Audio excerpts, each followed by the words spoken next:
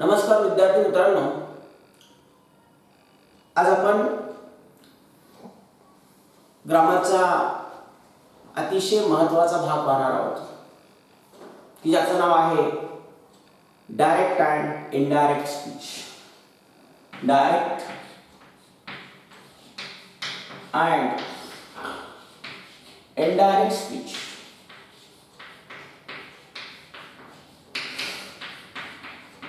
मराठीमध्ये याला म्हणतात प्रत्यक्ष आणि अप्रत्यक्ष कथन. म्हणजे कथन असं म्हणतो प्रत्यक्ष आणि अप्रत्यक्ष.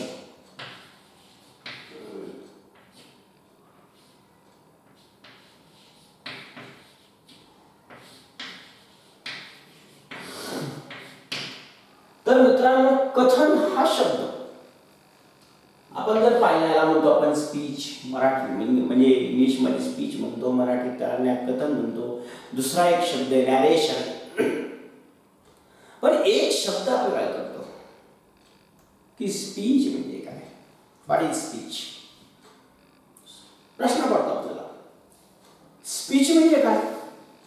आपल्याला एक लक्षात येतं स्पीच म्हणजे भाषण, हे की नाही.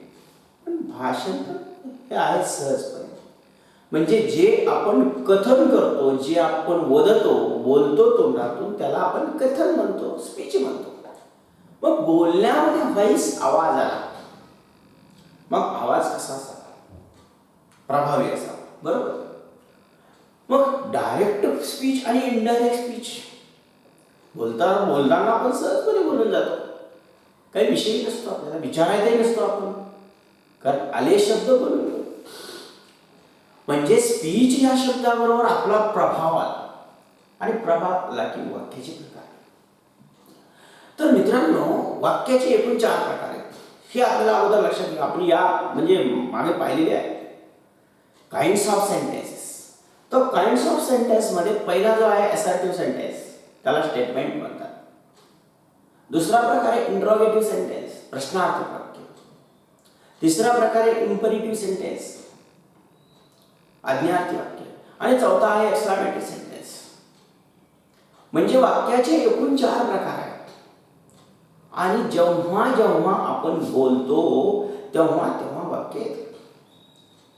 कारण दिवसभरामध्ये फ्रॉम मॉर्न टिल नाईट, सकाळपासून संध्याकाळपर्यंत आपण अनेक वाक्य बोलतो, ती प्रभावी बोलतो. मग कधी विधान वापरतो, कधी हुकूम सोडतो, कधी प्रश्न विचारतो, तर कधी आपल्या सडन इमोशन सांगतो, मनाचे भाव व्यक्त करून टाकतो की नाही. पण स्पीच जे आहे आपलं, जे डायरेक्ट स्पीच आहे आणि इनडायरेक्ट स्पीच म्हणजे काय, कसं म्हणाले डायरेक्ट स्पीच आहे, इनडायरेक्ट स्पीच आहे, कसं म्हणाले. म्हणजे आपण बोलून जातो, दुसऱ्याचा काय संबंध, हे की नाही. प्रश्न आपल्याला पडतो, बोलून तर जातो आपण, पण डायरेक्ट स्पीच म्हणजे आपण बोलतो, मग इनडायरेक्टचा गरज काय. गरज तर नाही ना, पण गरज आहे मित्रांनो. म्हणजे आपण बोललो, म्हणजे बोललो कशासाठी बोलतो, दुसऱ्याने ऐकावे म्हणून, बरोबर. म्हणजे दुसऱ्याने ऐकावे बोलतो म्हणून बोलतो, पण दुसरा हा तिसऱ्याला सांगू शकतो, अनेकाला तो ट्रान्सफर करू शकतो. आजचा मीडिया बघितला की दिल्लीला घडलेली घटना गल्लीत कळते, कशी काय कळते. याचं कारण अप्रत्यक्ष कथन, इनडायरेक्ट स्पीच. म्हणजे दिल्लीमध्ये 2 जण बोलतात, तर लगेच प्रसारित करणारी प्रसार माध्यम त्याला लावून सांगतात, थोडक्यात तिखट मीठ लावून सांगणे, अप्रत्यक्ष बोलणे. पण यालाही नियम आहे, कसं बोलायचं. म्हणजे डायरेक्ट स्पीच म्हणजे काय. डायरेक्ट स्पीच म्हणजे बोलणाऱ्या व्यक्तीचे शब्द, the person who speaks or words that he speaks, serving others to it. म्हणजे बोलणाऱ्या व्यक्तीचे शब्द दुसऱ्या व्यक्ती काय करतात, सर्व करून ठेवतात, सेव्ह करून ठेवतात, गोळा करून ठेवतात, आणि ते तिसऱ्या व्यक्तीला सांगतात. एक म्हणजे थोडक्यात सांगायचं म्हणलं तर आपण 4 मित्र पाहू, ए बी सी डी, हे 4 मित्र आहेत. बरं, आपल्याला थोडीशी ABCD हे 4 मित्र आहेत. हे दोघांचा ग्रुप आहे, या दोघांचा. कदाचित हे दोघं जण एकमेकाला सहजपणे बोलतायत. हे दोघं जण एकमेकाला सहजपणे बोलतायत. पण अशी कल्पना करा, ह्या Cचं आणि या Aचं बोलणं नाही, ते गप्प आहेत. त्यांचं बोलणं नाही. पण बोलणं तर नाही, पण यानं बोललेलं याला कसं काय कळतं? यांचं तर बोलणं नाही ना, यांचं बोलणं नाही, पण हा Bला सांगतो. B कुणाला सांगतो? Cला सांगतो. म्हणजे Aने बोललेले शब्द जेव्हा Bला सांगतो, A बोललेला, B ऐकतो, तो स्वतःमध्ये सेव्ह करून ठेवतो. त्याला सोप्या भाषेमध्ये म्हणतात इन्व्हर्टेड कॉमाज मध्ये संग्रहित करून ठेवणे. म्हणजे बोलणाऱ्या व्यक्तीचे शब्द जसेच्या तसे सेव्ह करून ठेवणे, अवतरण चिन्हात लिहून ठेवणे म्हणजेच डायरेक्ट स्पीच. पण या उलट इनडायरेक्ट स्पीच म्हणजे काय? बोलणाऱ्या व्यक्तीने बोललेले शब्द जेव्हा दुसरी किंवा तिसरी व्यक्ती, तिसऱ्या किंवा चौथ्या व्यक्तीला सांगते किंवा ती व्हायरल करते, थोडक्यात व्हायरल सगळीकडे प्रसार माध्यमातून जाते. म्हणजे बोललेल्या व्यक्तीचे शब्द जेव्हा सगळ्यांच्या पुढे जातात त्याला इनडायरेक्ट स्पीच म्हणतात. याला नियम आहे. कोणते नियम? पहिल्यांदा आपण पाहूयात, एका वाक्यावरून घेऊयात. आता हा Aने बोललेले शब्द Bला सांगितले, Bला माहिती आहेत, पण Bनं बोललं काय Cला आणि Dला कसं कळतं? हा B Cला सांगतो, C Dला सांगतो. म्हणजे याला इनडायरेक्ट स्पीच असे म्हणतात. यासाठी थोडक्यात आपण आपल्या लक्षात घ्यावं लागेल वाक्याच्या 4 प्रकारांनुसार. उदाहरणार्थ, रोहन सेड टू वहिनी. रोहन सेड टू वहिनी. वाक्य पहा, काय म्हणाले? I am telling you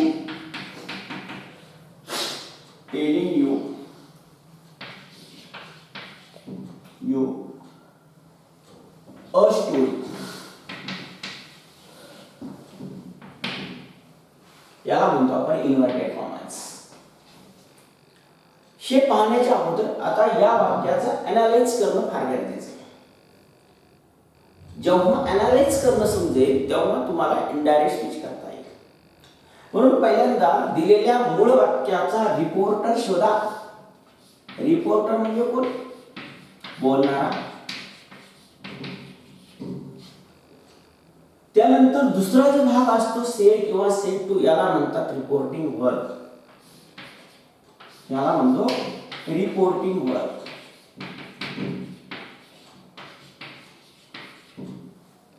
reporting verb नंतर लिसनर.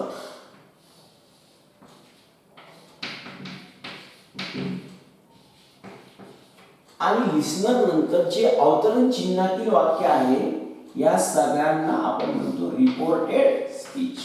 काय म्हणतो? Reported speech. तर मित्रांनो, सर्वात महत्त्वाचं बेसिक कन्सेप्ट तुमचं क्लिअर करणं गरजेचं आहे. If you do not understand this, you will not be able to solve the indirect speech. जर हे नाही समजलं तर इनडायरेक्ट स्पीच करता येणार नाही, लक्षात ठेवा. म्हणून मूळ वाक्यातील रिपोर्टर शोधा. वाक्यात बोलणारा रिपोर्टर असतो. रिपोर्टर आणि लिसनर या दोन्हींना जोडणारं एक रिपोर्टिंग वर्ब असतो. ते सेड किंवा सेड टू असतं. त्यानंतर लिसनर असतो आणि अवतरण चिन्हातील वाक्याला आपण रिपोर्टेड स्पीच असं म्हणतो. तर हे झाले पहिले नियम. त्यानंतर आपल्याला कोणते बदल करायचे? पहिला बदल बघा, लक्षात ठेवा. या वाक्यामध्ये आपल्याला पहिला बदल ह्या रिपोर्टिंग वर्बचा करायचा आहे, सेड किंवा सेड टू. आणि लक्षात ठेवा, केव्हाही सेड किंवा सेड टूच येणार. का बरं? कारण प्रेझेंट टेन्स मध्ये इनडायरेक्ट स्पीच होत नाही. थोडक्यात सांगायचं म्हणलं तर चाड्या नंतर लावल्या जातात, समोरासमोर लावल्या जात नाही, हे की नाही? मग याच पद्धतीचा हा भाग आहे की नंतर बोलायचं, माघारी बोलायचं, समोर बोलायचं नाही, म्हणजेच इनडायरेक्ट स्पीच. मग यासाठी सेड वर्तमान काळाचे सहाय्यक जी काही वर्ब आहेत, सेज किंवा सेज टू, यात काळ बदलणार नाही. इनडायरेक्ट वाक्य आपल्याला वाटेल बदलले म्हणून, पण त्याचा काळ बदलत नाही. आणि जोपर्यंत काळ बदलत नाही तोपर्यंत त्याला इनडायरेक्ट स्पीच म्हणता येणार नाही, म्हणजे नाही. म्हणून इनडायरेक्ट स्पीचचा काळ हा कधीही पास्ट टेन्सच असणार खऱ्या अर्थाने. यामध्ये दोन वाक्य असतील आपल्याला. पहिलं एक वाक्य दोघांना जोडणार हे एक, आणि रिपोर्टेड स्पीच म्हणजे त्यांनी बोललेली वाक्य. आपला हा काळ महत्वाचा आहे, त्याच्यापेक्षा हाही महत्वाचा आहे. इथं हा काळानुसार, या काळानुसारच पुढची वाक्य चालतात. मग कसं करणार रिपोर्टिंग, इनडायरेक्ट स्पीच कसं करणार? यासाठी पहिला एक बदल सेड किंवा सेड टू चा बदल करा. म्हणजे रिपोर्टिंग वर कम्प्लिटली कोणते असतील, सेड किंवा सेड टू. त्यानंतर दुसरा हा बदल अवतरण चिन्हातील वाक्य किंवा अवतरण चिन्ह काढून आपल्याला कंजक्शन घ्यावं लागते. म्हणजे कंजक्शन का घ्यावं? Conjunction join to separate sentences. दोन वेगवेगळी वाक्य मी आत्ताच म्हटले, इकडले एक वाक्य तिकडले वाक्य, या दोन्हीला जोडणारा जो आहे कनेक्टर असतो, कंजक्शन असतं. आणि हे कंजक्शन या वाक्याला आणि या वाक्याला जोडतं. म्हणून अवतरण चिन्ह काढून वाक्याच्या प्रकारानुसार वेगळं कंजक्शन घ्यावं लागतं, प्रत्येक वाक्याच्या प्रकारामध्ये वेगळे. त्यानंतर आपल्याला तिसरा बदल करायचा आहे, तो म्हणजे वाक्यातील सर्वनामांचा बदल. जे सर्वनाम हे डायरेक्ट येतात, ही डायरेक्ट सर्वनाम आपल्याला बदलायची. मग ही डायरेक्ट सर्वनाम जी आहेत ती इनडायरेक्ट मध्ये यावी लागतील. अर्थात मी स्वतः आहे, तुम्ही म्हणणार नाही मी स्वतः आहे, म्हणजे मी त्याला म्हणणार ना, म्हणून अप्रत्यक्ष बोलताना त्याला होईल, म्हणून ते तिथे कळलं पाहिजे, नाही तर स्वतःच बोलल्यासारखा भास होतो. म्हणून सर्वनामांचा बदल हा तिसरा. आणि यानंतर वाक्याचा काळ, टेन्स महत्वाचा आहे, कारण टेन्स हा पास्ट टेन्स मध्ये असायला पाहिजे, म्हणून तोही बदल करावा लागेल. त्याच्यानंतर पुढील वाक्यामध्ये जे काही पुढे सर्वनाम आहे किंवा आणखी काही बदलदर्शक शब्द आहेत असे बदलता येतील. समजा इथं यू आहे, ह्या यूचा बदल ही, झ, हिम, हर या पद्धतीने झाला. म्हणजे एकूण वाक्यामध्ये इनडायरेक्ट डायरेक्ट स्पीचचं इनडायरेक्ट स्पीच करत असताना आपल्याला जे अपेक्षित बदल आहेत ते म्हणजे रिपोर्टिंग व्हर्बचा बदल प्रत्येक वाक्यात वेगळा होतो. त्यानंतर अवतरण चिन्ह काढून कंजक्शन घेणे, प्रत्येक वाक्यामध्ये वेगळं कंजक्शन असतं. वाक्याचा काळ मात्र सगळ्यांना सारखा असतो. सर्वनामांचे बदल प्रत्येकाच्या ह्याच्यानुसार यावे लागतात. या पद्धतीने आपल्याला पूर्णपणे बदल करता येतात. तर वाक्याचे प्रकार पाहण्याच्या अगोदर आपल्याला वाक्याचा बदल कोणते करायचे यासाठीचे नियम पाहणे गरजेचे आहे. आता याच वाक्याचं जर आपण पाहिलं तर ही विधानार्थी वाक्य काढून या वाक्यातील कर्त्याने सुरुवात झालेली आहे. इथे सेड टू हा रिपोर्टिंग व्हर्ब, मग रोहन सेड टू रोहिणी, इथं मुलगा आहे, ही रोहिणी मुलगी आहे. जर समजा हे दोन्ही मुलं असतील तर इथं सर्वनामांचा बदल वेगळा झाला असता, पण इथे एक मुलगा एक मुलगी, सर्वनामांचा बदल वेगळा बदल. म्हणजे जसं जसं स्पीच असेल त्या त्या पद्धतीने आपल्याला बदल अपेक्षित करावेच लागतात.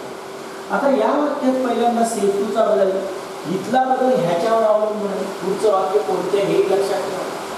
तर अवतरण चिन्हातील वाक्य कोणत्या प्रकारचं आहे हा महत्वाचा. आपल्याला हे वाक्य महत्वाचं नाही, हे तर कधी असणार किंवा दिसणार आहे, पण अवतरण चिन्हातील वाक्य जे आहे त्याचा प्रकार लक्षात.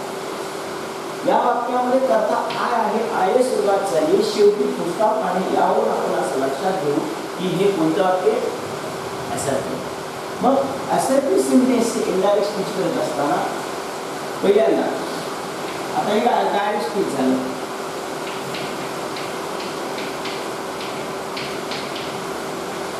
आता आपल्याला इनडायरेक्ट स्पीच करायचं. मग इनडायरेक्ट स्पीच कसं पहा. पहिल्यांदा सेड टूचा बदल म्हणजे रिपोर्टर भगवान, सेड टूचा बदल टोल्ड, रोहन टोल्ड रोहिणी, भगवान टोल्ड रोहिणी. एक बदल झाला. त्यानंतर अवतरण चिन्ह काढून आपल्याला इथं त्या कंजक्शन लावला उदाहरणार्थ वाक्यामध्ये. इथून पुढचा बदल आता आय म्हणजे कोण, I am telling you a story. I म्हणजे कोण, रोहन ट्रॅव्हलिंग. आपल्याला लक्षात येईल म्हणजे रोहनीला म्हणाला की मी तुला एक गोष्ट सांगतो. म्हणजे इथं मी म्हणजे कोण, मी म्हणजेच रोहन आहे म्हणून दॅट ही ह्या आय या शब्दाचा बदल आहे. एम म्हणजे वाक्याचा काळ प्रेझेंट कंटिन्युअस टेन्स. त्याचा बदल आपल्याला पास्ट कंटिन्युअस मध्ये करावा लागेल. Was, he was telling, he was telling. आता इथे यू म्हणजे इथं कोण, रोहिणी म्हणजेच हर, टेलिंग हर अ स्टोरी, पुढील वाक्य तशाच. तर अशा पद्धतीने आपल्याला वाक्यरचना करावी लागते इनडायरेक्ट प्रकारचं. हे झालं एका वाक्यात. तर यासाठीचे सगळे नियम जे आहेत ते सिरियलनं आपल्याला पाहावे लागतात. तर सिरियल नियम पाहत असताना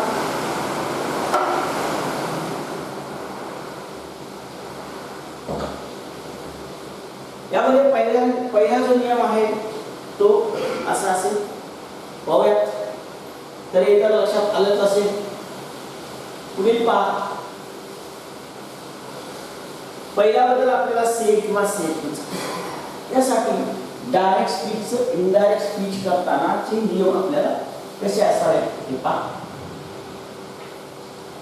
तर टेबल नंबर 1 किंवा chart number 1, table number 1.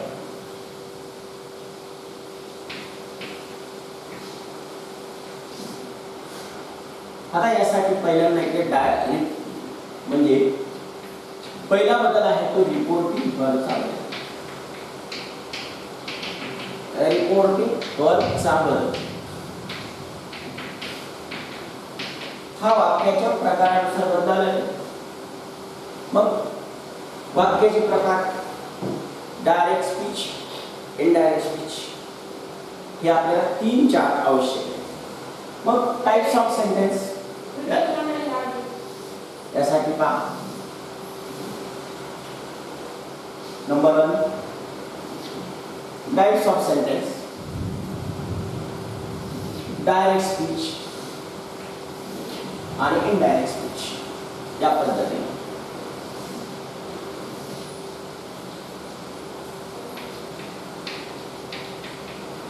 Types of sentence इकडं डायरेक्ट स्पीच आणि इकडे इनडायरेक्ट स्पीच.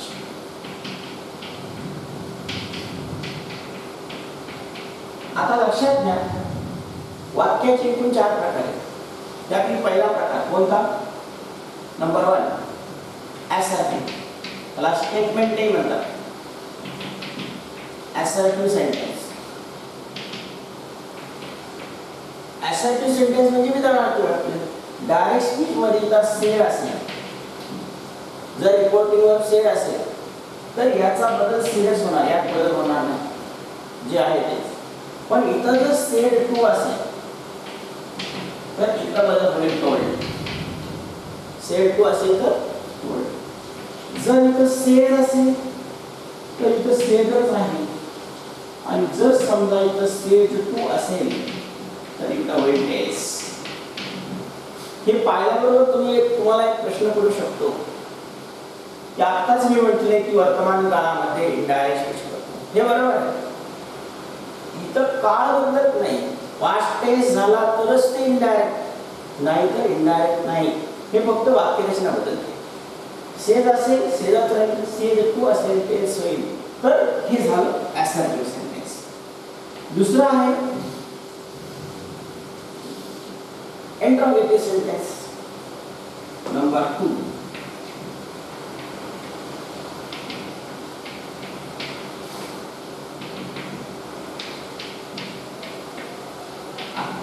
आता इंट्रोगेटिव्ह सेंटेन्स मध्ये एक प्रश्न, याच्या दोन म्हणजे वेगवेगळे 2 प्रकार आहेत. एक पहिला WH क्वेश्चन आणि दुसरा येस नो टाइप बरोबर क्वेश्चन. तर पहिल्यांदा आपण इंट्रोगेटिव्ह मध्ये WH क्वेश्चन पाहू. WH क्वेश्चन जर WH क्वेश्चन आला असेल तर इथं सेड असेल अथवा सेड टू असेल, सेड टू असेल तर आस्क आहे. त्याच्यात दुसरा प्रश्नच नाही. आणि व्हर्बल क्वेश्चन जरी असला तरी आस्कच घ्यावं लागतं.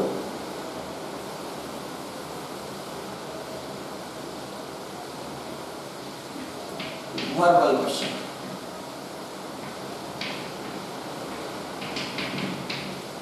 इथेही सेड असो किंवा सेड टू असो दोन्ही असेल तर आस्क असेल. इथं काही बदल करता येत नाही.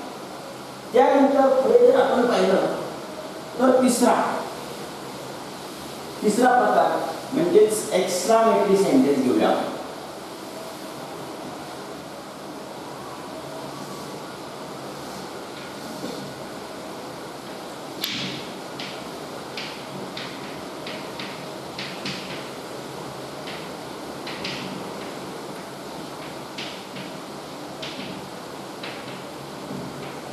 जर एक्सक्लामेटरी सेंटेन्स असेल तर सेड असो किंवा सेड टू याचा बदल द्यायचा एक्सक्लेम.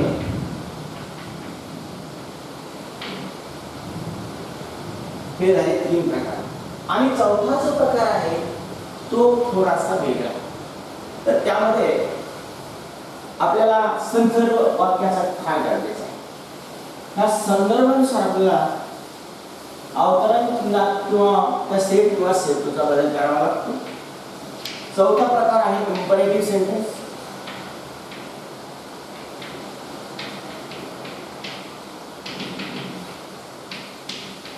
आणि या कंपॅरेटिव्ह सेंटेन्स मध्ये बदल करत असताना सेट किंवा सेटूचा बदल अकॉर्डिंग टू द रेफरन्स संदर्भानुसार होतो.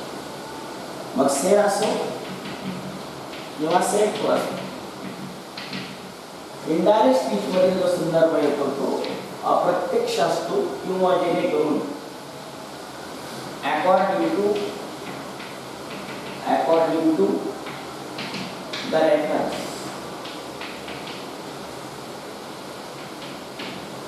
संदर्भानुसार. मग संदर्भानुसार काय असेल? जर समजा या वाक्यामध्ये पुढील वाक्यामध्ये विनंती केली असेल तर विनंतीसाठी रिक्वेस्ट आहे.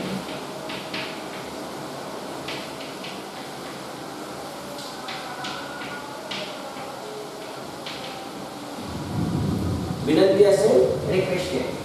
आज्ञा ऑर्डर आहे.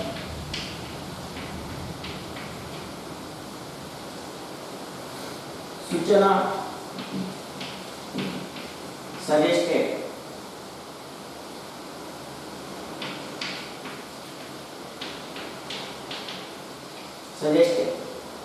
सल्ला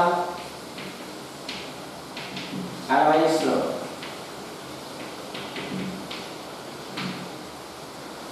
या पद्धतीने बदल होईल. ETC हुकूम असेल कमांड, क्षमा याचना असेल अपॉलॉजीज,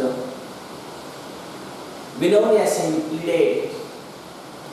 या पद्धतीने अवतरण चिन्हातील वाक्याचा जो संदर्भ येईल त्या संदर्भानुसार रिपोर्टिंग वर्ब सेट किंवा सेटूचा बदल होतो. तर मित्रांनो हा झाला पहिल्या टेबल. यानंतर दुसरा बदल जो अपेक्षित आहे तो आपल्याला दुसरा बदल करायचा आहे तो होतो दुसरा बदल अवतरण चिन्हातील वाक्य म्हणजे अवतरण चिन्ह काढून कोणते कंजक्शन घ्यायचे हा बदल आहे. तर हा बदल नंतर